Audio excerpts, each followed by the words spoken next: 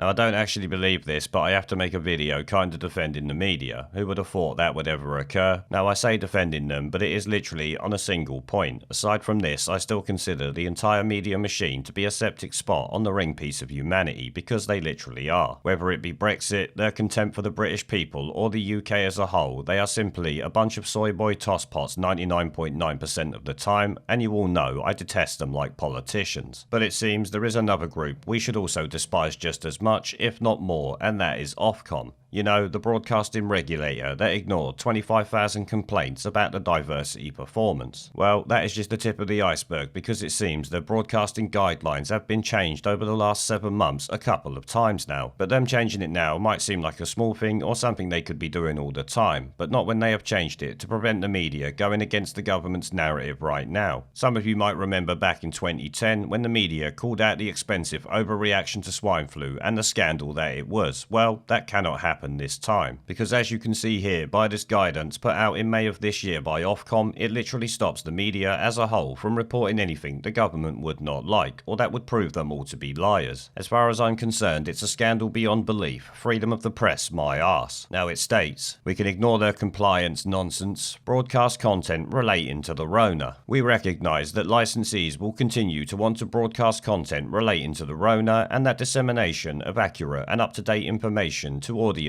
will be essential during the current situation, something we have not had the entire way through, so I think Ofcom are completely full of shit there. But we'll find out why they're saying that in a moment. It goes on, however, we remind all broadcasters of the significant potential harm that can be caused by material relating to the Rona. This could include health claims related to the virus which may be harmful, medical advice which may be harmful, accuracy or material misleadingness in programs in relation to the virus, or public policy regarding it, which accuracy or material misleadingness is something that has been active in every single program about it since the start by the looks of it now. It goes on, in light of the serious and rapidly developing nature of the Rona pandemic and the associated significant risks to public health, there is a particular need for factual statements about the Rona to be presented with appropriate care. That is a complete and utter joke. The media haven't been doing that all the way through, and yet Ofcom are happy to let them continue, because obviously scaring the public is government policy at the moment. It says, given the ongoing significant national and international concern about the crisis. In particular, we strongly advise you to take particular care when broadcasting, for example. This may include, for instance, discussion of unverified theories for the cause of the Rona and discussion of potential treatments or cures for the Rona that do not align with advice of the NHS or other public health authorities. So anything that questions the narrative, even if it's correct. Statements that seek to question or undermine the advice of public health bodies on the Rona, or otherwise undermine people's trust in the advice of mainstream sources of information about the disease, and statements about public health advice on the Rona which may not apply to all 4 nations in the UK, given the variations in official guidance between the nations. Now the last one is not that important, but the middle one is obviously very questionable, and so is the one above it really, because even if the media were to discuss something that actually worked and could stop all this nonsense, they wouldn't be allowed to talk about it unless, of course, the government sage and everyone else in charge actually said so. And statements that seek to question or undermine the advice of public health bodies on the Rona is something else that is really concerning. Surely that is what the media, opposition politicians and people in general should be doing as a given. Last time I checked, good governance came from good scrutiny and strong opposition, something we are not having on any front at the moment. But I find it rather concerning that they have to tell the media they are not allowed to go against the mainstream advice,